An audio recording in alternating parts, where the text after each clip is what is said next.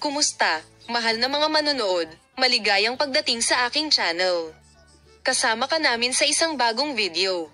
Ang aktor na si Engin Akyurek ay umalis sa Turkey upang kalmado ang krisis sa pagitan ng Tuba Büyüküstün at Onur Sailak.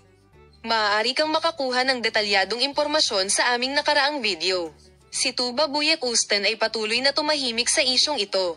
Matapos ang aktor na si Engin Akyurek ay nagpunta sa ibang bansa, sa wakas ay sinira ni Tuba Büyüküstün ang katahimikan. Sinabi ni Engin Akyurek na ang desisyon na ito ay nasaktan sa kanya. Inihayag ni Tuba Büyüküstün na hindi niya tinatanggap ang desisyon na ito. Nagpasya siyang pumunta sa ibang bansa, habang sina Engin Akyurek at Tuba Büyüküstün ay nagpasya na manirahan ng magkasama sa kasaysayan, si Onur Sailak ay nabaliw. Ang balita ay nagsimulang kumalat ng mabilis sa social media at ang mga tagahanga ay napakasaya. Si Tuba Büyüküstün ay nagtapos ng magkasama sa katotohanan na bukas ang kamatayan.